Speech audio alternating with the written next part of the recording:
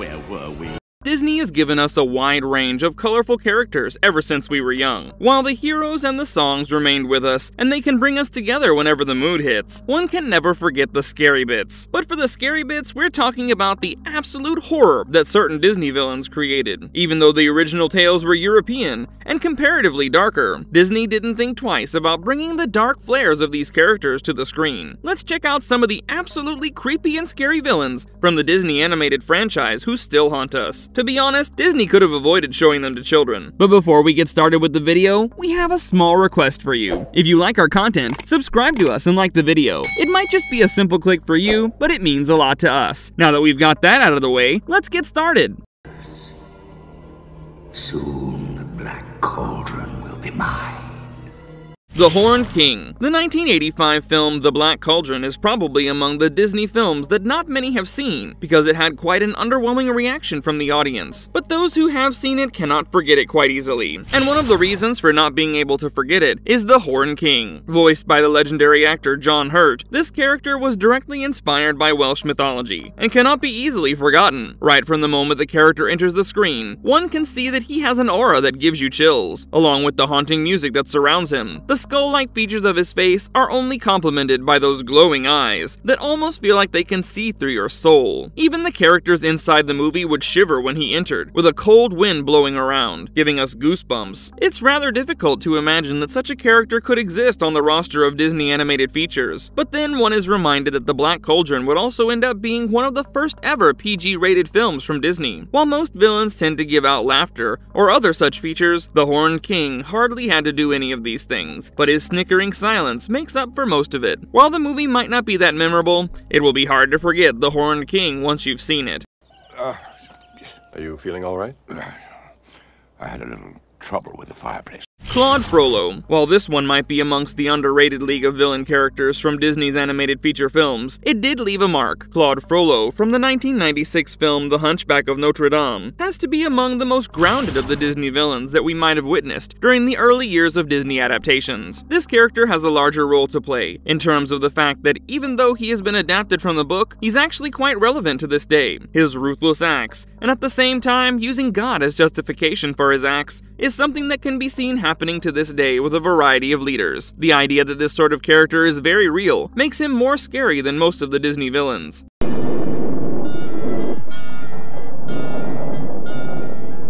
Maleficent. A lot of Disney fairy tales are based on European tales that have a rather dark setting, but Disney is known for lowering their edge a bit before adapting them. The 1959 interpretation of Sleeping Beauty actually didn't seem to lay some of the darker tones of Maleficent down at all, because she absolutely nails the idea of pure evil. Even though she does have her own reasons for doing things that she does, viewers are really shocked by how far she went with her plans in order to cause all the misfortune in King Stefan's kingdom. I mean, this is one story that got so dark that eventually Disney made solo ventures for her in order to justify her deeds, and why she turned so evil in some way. While the other fairies look like the epitome of pure angelic persona, she looks haunting, and her personality is something that truly brings out the crooked in her. There are a lot of narratives in Disney where we get to see the princess dealing with the witch, but this is the only arc where she's specifically brutal about the way she avenges the disrespect with regard to her character. Even the character design has a very specific sense to it that makes her a memorable addition to the roster of horrifying characters from Disney. Enough of the lights, Rapunzel! You are not leaving this tower!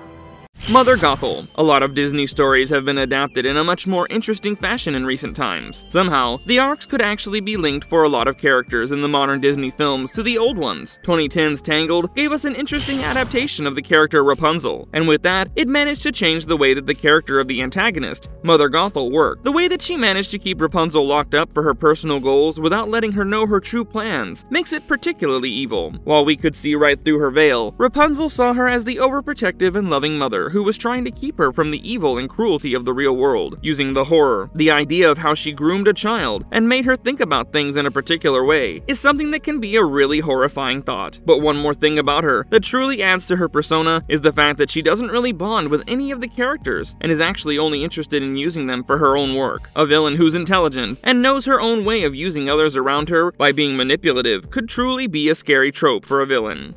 Mirror on the wall. Who now is the fairest one of all? Evil Queen. It doesn't really work if the very first Disney animated feature villain that we get to witness doesn't have a dark tone to it for us to realize how ruthless these characters can be. Disney's 1937 animated feature Snow White and the Seven Dwarfs gave us the very first Disney villain character, and one can surely agree that it has remained in our memories. What's particularly amazing about this character is her absolutely menacing and iconic persona, which has plot points that a lot of evil and villainous characters have utilized over the years. While things have changed over the years, and we've gotten to witness a variety of elements regarding the characters of the villains, we can be sure that Evil Queen, or Wicked Queen as she's known by the fans, has her own thing going on. The way she's doubtful of herself and continuously worries about her age and her looks, and goes to any end to make sure that she is the most beautiful in the kingdom, absolutely makes for a gruesome persona. While her general appearance is that of a pretty beautiful queen, her old hag look for taking the aging potion really leaves a mark on one's eyes.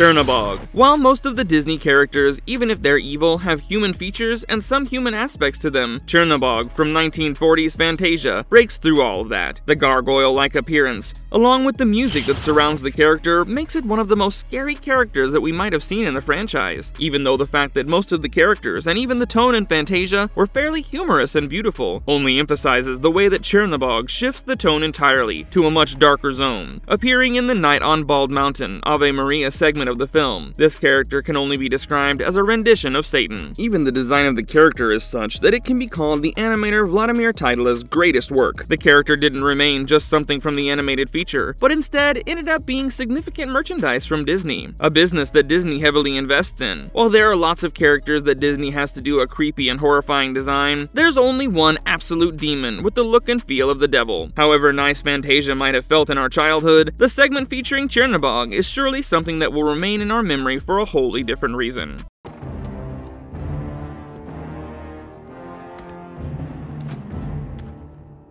Shan Yu. Another interesting character that's only human but is absolutely evil in the Disney roster of evil and dark characters has to be Shan Yu. He's the leader of the Han Army, which led the wave of mass genocide across China, with the ultimate goal of taking over the entire country. While 1998's Mulan has a lot to deal with, the idea of representation and a female protagonist only makes it a lot more difficult and increases the stakes for our protagonist. The character of Shan Yu could be seen as taking inspiration from a variety of historical figures who are known for their ruthless and horrifying stories of the ends to which they went in order to claim their land. Even the character design at times indicates how much inspiration was taken from Genghis Khan, and that only increases the impact that the character has on the kids when they watch him. Miguel Ferrer's voice work only seems to increase the intensity of the imposing aspect of the character.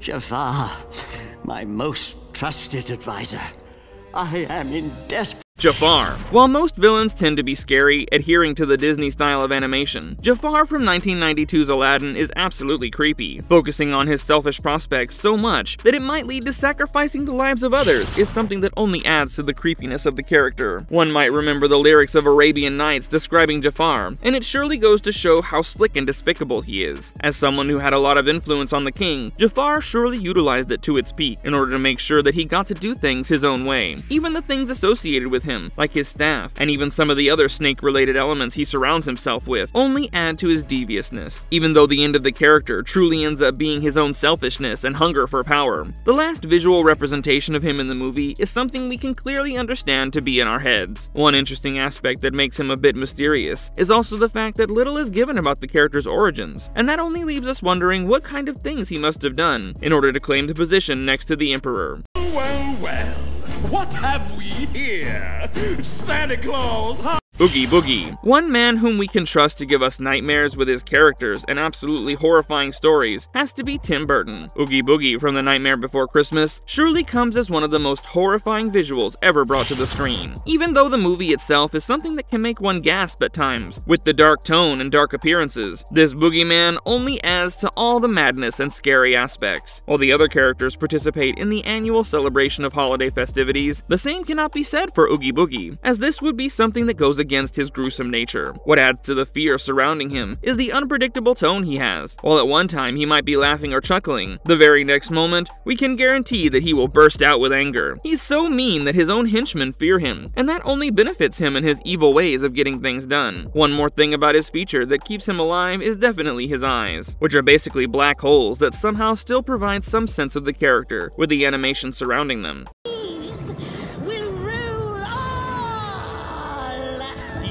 Hades. 1997's Hercules is surely one of the best animated features that Disney has served us with, and one can surely agree that one of the reasons it works has to be the visual depiction of Hades. This is quite interesting, since in Greek mythology, even though Hades is the god of the underworld, he didn't really have a very evil persona. Disney took a completely different interpretation of the animated feature, but one of the best things about this character has to be the voice work done by James Woods, which wonderfully executes the fast-talking tone of the character while making sure his evil is on display. Hades has a personal issue with Hercules due to the fact that his father Zeus gave him the ownership of the underworld, which was something he got tied up with until he discovered he could use Hercules in order to get back at Zeus. Over the years, we have gotten to witness a variety of interpretations for Hades, but this one truly remains something we will not forget very easily, as it marks all the characteristics from the sense of humor to the evil. The fire over his changing colors and his emotional change only makes it more impactful, and something that will truly haunt a kid. Think they'll just watch another Disney film. Anita, darling. How are you? Miserable, darling, as usual. Perfect. Cruella de Vil, 101 Dalmatians has to be one of the most beautiful movies that Disney has been able to bring to the screen. The mere idea that one can make a movie like that with an absolutely haunting evil character only adds to the way that Disney has succeeded in their storytelling skills over the years. Cruella's presence in the movie completely changes the nice and warm tone that viewers have in the first half of the story, and it leaves a strong impact. While most such characters in Disney will have some powers and a dark story behind their reasons, Cruella is just a human being who turns out to have a really dark goal. The character design is something that also remains in our heads because of the influence it has, along with the hairdo, giving it a sort of unsettling tone in comparison to other characters. While most of the other characters have warm color palettes, she appears to have a completely bold color palette that only adds to her cunning. To add to her villainy, the character is seen smoking continuously, and it doesn't at all impact her style for the better, while at the same time explaining the skull-like features of her head. One can surely agree that Disney did a damn good job with this tone, as viewers are hooked on the dogs in the first half, and then she comes and makes things very real and dark.